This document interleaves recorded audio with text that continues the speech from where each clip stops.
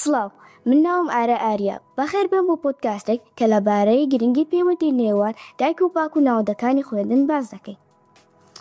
ئێستاش توێژە ڕوونیە لەبارەی ئەم دوو پەیوەندیانە بۆ ماڕوون دەکاتەوە. ئەمە یەکێکە لە بابەتە گرنگەکانی ئێستا. بۆچی ئاماژەکردن بەم دوو پەیوەندیانە گرنگە ڕۆنیا؟ بەژێران دەریاخستووە کاتێک دایک لە خوێندنی منداڵەکەی بەشداری بکات، قوتابی باشتر فێر دەبێت و هۆشیاریان بەرزتر دەبێتەوە و لە کۆمەلگا باشتر دەردەکەوێت. بۆچی پەیوەندی نێوان دایک و باوک و قوتابخانە گرنگە؟ زۆر گرنگە، چونکە پێویستە ژینگەیەکی تەندروست هەبێت بۆ منداڵەکە، بۆ گەشەپێدانی منداڵەکە و خێزان و کۆمەلگا دوو لایەنی زۆر گرنگن لەم پرۆسەیەدا یاخود لەم ژینگەیەدا و دەبێت کاتێکی پێویستیان هەبێت بۆ منداڵەکانی. ڕۆنیا، دەتوانی باس لە کێشەکانی نێوان دایک و باوک و قوتابخانە بکەیت؟ هەرچەند کێشە هەیە، بەڵام بێگومان چارەسەرێک هەیە.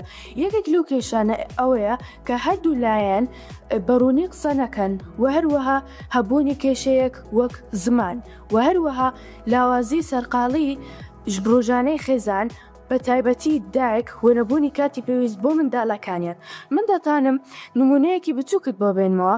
بۆ نمونە هەندێک خێزان هەیە پەیوەندی لەگەڵ قوتابخانە دەکەن و پێیان دەڵێن کە منداڵەکەم هیچ نەمەوێ، منداڵەکەم هیچ ئەرکێکی ماڵەوەی هەبێت لە کاتی هاتنەوە لە ماڵەوەدا.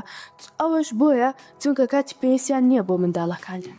خاڵێکی گرنگ هەیە، چۆن بتوانێت سوود لە ئەزمموی ساڵانی ڕابردوودا وەربگریت لە بواری خوێندن و خێزانەوە. لە ساڵانی پێشوودا خێزان کاتێکی زیاتریان هەبووە و هەردووکیان بەرپرسیارەتیان هەبووە لەسەر منداڵەکانە، بەڵام ئێستا بە پێشکەوتنی تەکنۆلۆژیا و سەرقاڵی ژیان کاتێکی کەمتریان هەبووە بۆ منداڵەکانیان، هەروەها بەرپرسیارەتی هەڵدەگرن، بەڵام کاتێک کەمتریان هەیە.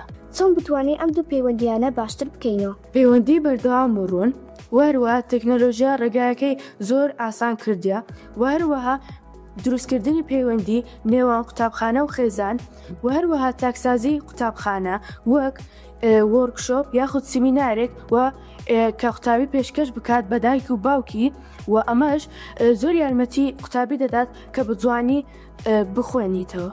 ئایا کارێکی باشە ئەم پرۆسە هاوبەشە لە نەوەندەکانی خوێندندا هەبێت؟ بەدڵنیاوە باشترین ڕێگایە بۆ ئاگادارکردنەوەی هەردوو لایەن بۆ هەر گۆڕانکاریەک کە قوتابی لە قوتابخانە بۆی ڕوویدایە و هەروەها تەکنۆلۆژیا یارمەتیدەرێکی زۆر باشە بۆ دروستکردنی پەیوەندی نێوان قوتابخانە و خێزان. ئێمە باسمان لە پەیوەندی نێوان دایک و باوک و خوێندن کرد.